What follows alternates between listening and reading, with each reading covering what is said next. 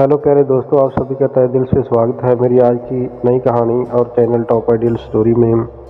आज की कहानी बहुत ही प्रेरणादायक होने वाली है, इसलिए इस कहानी को अधूरी मत छोड़ना, पूरा ज़रूर देखना। इससे पहले कि मैं आप लोगों को ये कहानी सुनाना शुरू करूं, कृपया मेरे चैनल को सब्सक्राइब जरूर कर लें ताकि मेरा हौसला बढ़ सके। आज की कहानी एक गांव के एक गरीब आदमी की है, जो कि पहले बहुत ही गरीबी की हालत में था, लेकिन वो परमात्मा के ऊपर और अपनी मेहनत के ऊपर भरोसा रखने वाला व्यक्ति था। लेकिन जो उसकी धर्मपत्नी थी वो बहुत ही लालची किस्म की औरत थी। वो आदमी अपने गांव में कई तरह के काम करने लगा, लेकिन किसी भी काम में उसे सफलता नहीं मिली। फिर वो शहर में चला गया। शहर जाकर एक हलवाई की दुकान पर उसने काम करना शुरू कर दिया। वहाँ पर उसने मिठाइयाँ बनानी सीख ली, तो शहर में उसने कुछ मिठाइयों का कारोबार किया। शहर में भी उसको कुछ ज़्यादा मुनाफा नहीं हुआ। फिर वो अपने गांव वापस आ गया। अपनी धर्मपत्नी से कहने लगा कि कुछ ज़्यादा मुनाफा शहर में नहीं हो रहा और रोज़ आना जाना भी पड़ता है, इसलिए मैं सोच रहा हूँ क्यों ना मैं अपने ही गांव में एक दुकान बना लूं और वहां पर मिठाइयाँ बनाकर बेचूं। उसके हाथ से बहुत ही स्वादिष्ट मिठाइयाँ बनती थीं। वो मिठाई बनाने में बहुत ही माहिर था, खास करके जलेबी और लड्डू बनाने में बहुत माहिर था। तो उसकी धर्मपत्नी कहने लगी कि ठीक है जी, आप अपने गांव में ही कोई कारोबार कर लो। तो अगले ही दिन उसने अपने घर में चूल्हे पर एक हांडी को चढ़ाकर उसमें चाशनी बनाई और वो जलेबियां बनाने की तैयारी करने लगा। जैसे ही उसने जलेबियां बनाई तो वो बहुत सुंदर और मीठी जलेबियां बनी। अपने घर के बाहर एक ठेला लगाकर उसके ऊपर खड़े होकर जलेबियां बेचना शुरू कर दिया। जो भी राहगीर या गांव का कोई आदमी उसकी जलेबी एक बार खा लेता तो वो उसके गुणगान करने लगता। इसी तरह से उसकी जलेबियों की बहुत तारीफ होने लगी। उसी गांव में एक और दुकानदार था, वो उसकी जलेबियों की तारीफ होते देखकर बहुत जलने लगा। वो कई तरीके सोचने लगा कि इसकी दुकान को फेल कर दिया जाए, लेकिन उसकी जलेबी इतनी मशहूर हो गई कि दूर दूर से लोग उसकी जलेबी खाने के लिए आने लगे। उसका कारोबार अच्छा चलने लगा, लेकिन जो उसकी धर्मपत्नी थी वो कहने लगी कि ये क्या कमाई है, रोज़ ही हम टूटे फूटे पैसे गिनते हैं, कोई मोटी कमाई नहीं होती, इसलिए कोई अच्छा कारोबार करो। वो कहता कि भगवान परमात्मा का इतना ही शुक्र है जो कि उसने हमारा यही कारोबार गांव में चला दिया है। अब अच्छा कारोबार चल रहा है, इससे ज़्यादा हमें क्या चाहिए। तो अगले दिन उसने जब अपनी दुकान लगाई तो उसकी दुकान पर उस गांव का बहुत बड़ा एक सेठ था। वो आया और कहने लगा कि मैंने आपकी जलेबियों की बहुत ज़्यादा तारीफ सुनी है। मैंने सुना है कि आप बहुत अच्छी और स्वादिष्ट मिठाइयाँ बनाते हो, इसलिए मैं आपके पास आया हूँ। तो वो आदमी कहने लगा कि बताइए सेठ साहब, मैं आपकी क्या सेवा कर सकता हूँ।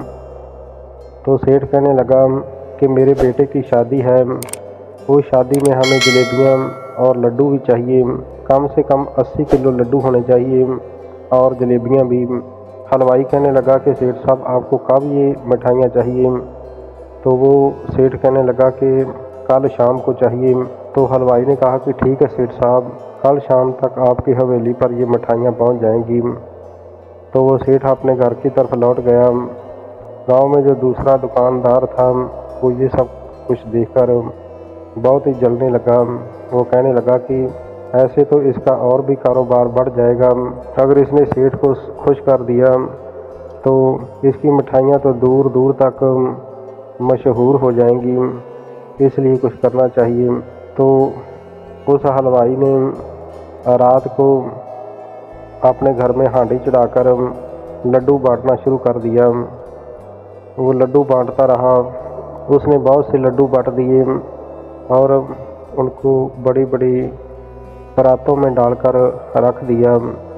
और कहने लगा कि सुबह मैं जलेबियाँ बनाऊंगा और शाम तक सारा कुछ तैयार करके उस सेठ की हवेली पर दे आऊँगा।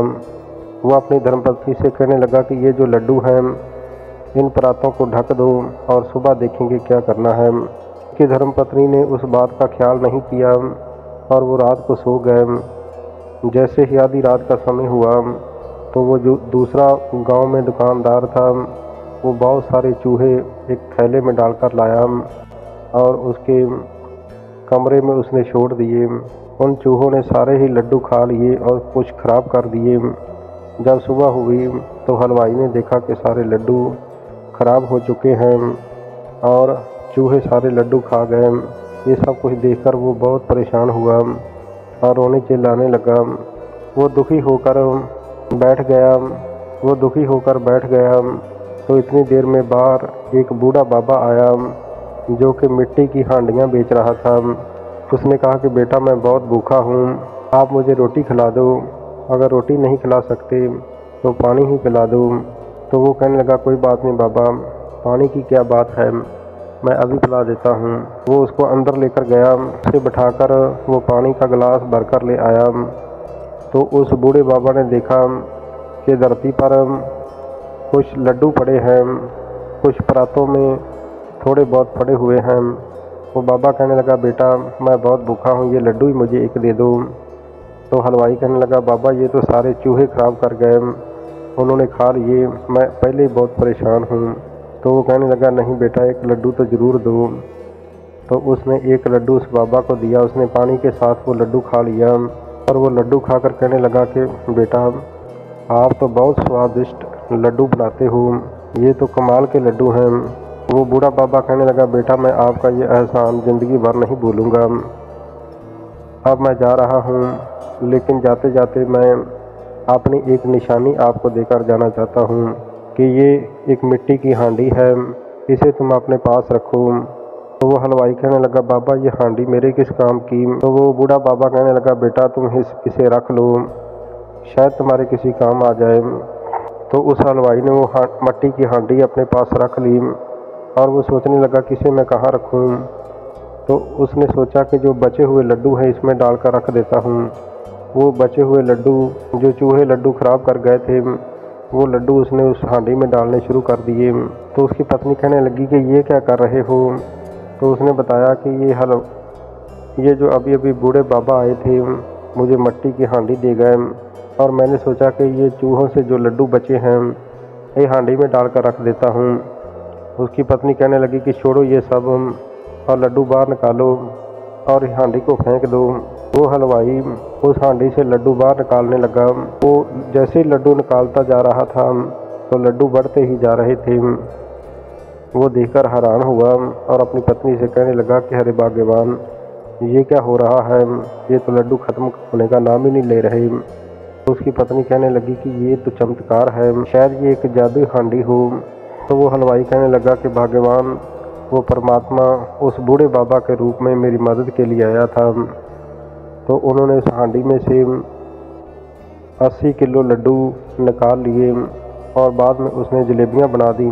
शाम के वक्त उसने वो सारा सामान सेठ की हवेली पर पहुँचा दिया। सेठ ने उसे पैसे दे दिए। जब वो हलवाई हवेली पर गया तो उसकी धर्मपत्नी ने अपने गहने उस हांडी में डाले। वो सोचने लगी कि शायद ये भी दुगने हो जाएं। तो वाकई वो दुगने हो गए। उसके बाद उसने और भी कुछ उस हांडी में डाला और वो दुगना होता गया। जब वो हलवाई लौट कर आया तो उसने देखा कि उसकी धर्मपत्नी बहुत से कपड़े हांडी में डाल के बैठी है और कुछ जूते भी डाल रही है। उसने बहुत रोकने की कोशिश की कि ये हांडी टूट जाएगी, लेकिन वो नहीं मानी। तो ऐसे जैसे ही उसने ज़्यादा सामान उसमें डाल दिया तो वो हांडी टूट गई और देखकर वो रोने चिल्लाने लगी। तो वो हलवाई कहने लगा कि भाग्यवान मैंने आपसे कहा था कि इंसान को ज़्यादा लालच नहीं करना चाहिए, ये तुम्हारे लालच का अंजाम है जो कि ये जादुई हांडी टूट गई और तुम बहुत ज़्यादा लालच करने लगी थी। फिर उस हलवाई की पत्नी पछताने लगी, लेकिन अब क्या हो सकता था, लेकिन अब पछताने का क्या फ़ायदा था। हलवाई ने कहा कि भाग्यवान इंसान को कभी इतना ज़्यादा लालच नहीं करना चाहिए, उसे अपनी मेहनत की कमाई से जीवन को सुखी बनाना चाहिए। तो आज हलवाई की पत्नी को जीवन की ये हकीकत समझ में आ गई कि लालच हमेशा ही इंसान को दुखी करता है। वो अपने पति से माफ़ी मांगने लगी और कहने लगी कि जीवन में अब मैं कभी भी लालच नहीं करूँगी। आज के बाद हम दोनों मेहनत करके अपने जीवन को सुखी बनाएंगे। और आगे से वो बड़ी मेहनत से अपनी मिठाइयाँ बनाने लगे। तो पहले तो वो अपने घर के बाहर एक रेहड़ी पर वो मिठाइयाँ बेचते थे। धीरे धीरे उन्होंने एक दुकान तैयार कर ली, तो उसका कारोबार बहुत अच्छा चलने लगा। इस तरह से वो दोनों सुखी जीवन व्यतीत करने लगे। तो प्यारे दोस्तों, ये थी आज की एक मोटिवेशनल कहानी। ये कहानी हमें सिखाती है कि जीवन में कभी भी इंसान को लालच नहीं करना चाहिए। परमात्मा ने जो हमें दिया है, परमात्मा का शुक्रगुजार करके उतने में ही हमें संतुष्ट रहना चाहिए। तो प्यारे दोस्तों, आज की ये कहानी आप सबको कैसी लगी, कमेंट बॉक्स में एक प्यारा सा कमेंट करके ज़रूर बताना। और अगर आपको ये कहानी पसंद आई हो तो कृपया मेरे चैनल को सब्सक्राइब ज़रूर कर देना। हमेशा अच्छा सोचो, अच्छा करो और खुश रहो। धन्यवाद। वंदे मातरम। जय भारत।